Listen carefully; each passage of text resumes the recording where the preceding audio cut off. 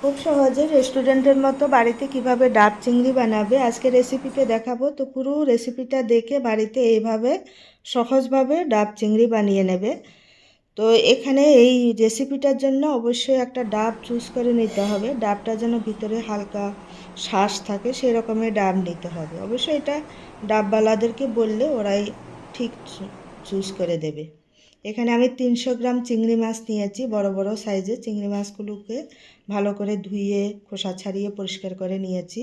এবারে ডাবের উপরে খোলটা তুলে নিয়ে জলটাকে বের করে ডাবের ভিতরে যে শ্বাসটা আছে শ্বাসটাও জলের মধ্যে নিয়ে নেব। তো পুরোটা শ্বাস বের করে নেব। এটা দিয়ে আমি মশলাটা পেস্ট করব।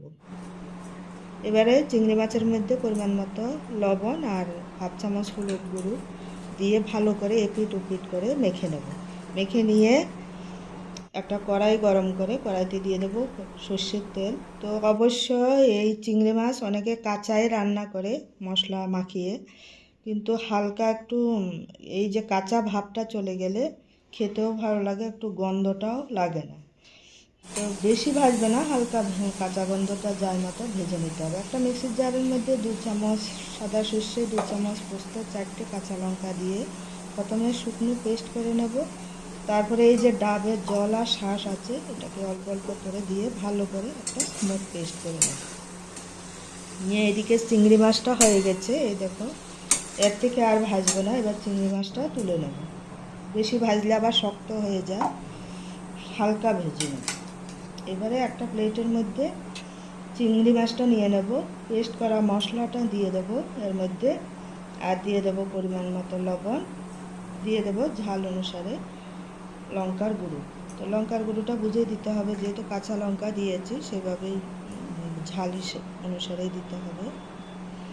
আর দিয়ে দেবো জিরের গুঁড়ো 1 চামচ, আর এই যে চিংড়ি মাছ ভেজেছি সেই তেলটাও দিয়ে দেব, দিয়ে ভালো করে মাখিয়ে নেব। মাখিয়ে নিয়ে ডাবটাকে ঠিকঠাক করে বসিয়ে এবারে চিংড়ি মাছগুলো এক এক করে, মশলা মাখানো চিংড়ি মাছগুলো এক এক করে ডাবের ভিতরে ভরে দেব। ডাবের ভিতরে চিংড়ি মাছটা ভরে দিয়ে তারপরে বাকি যে মশলাটা আছে মশলাটাকেও দিয়ে দেব। তারপর সামান্য একটু মশলার বাটি ধোয়া জল দেবো, বেশি জল দেবো না, সামান্য একটু জল দেবো। আর উপর থেকে দেবো কিছুটা কাঁচা সর্ষের তেল দিয়ে এবার এটাকে খোলাটা বসিয়ে উপর থেকে আটা মেখে আটাটাকে দিয়ে মুখটাকে ভালো করে সিল করে দেব, যেন হাওয়া বেরোতে না পারে সেইভাবে সিল করে দেব। এই দেখো এইরকমভাবে সিল করে দিতে হবে।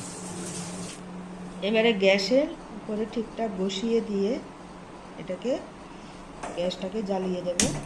একদম ঘড়ি ধরা 10 মিনিট এইভাবে হাই টু মিডিয়াম আছে রান্না করে নেব। এইভাবে 10 মিনিটের বেশি প্রয়োজন নেই, 10 মিনিটেই ভাপিয়ে নিলেই বাস রেডি হয়ে গেল।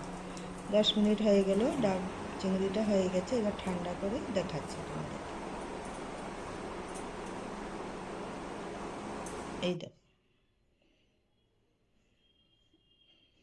দেখো বন্ধুরা, এত সুন্দর হয়েছে আর দেখতে লোভ লাগছে, একদম পুরো রেস্টুরেন্টের মতো হয়েছে।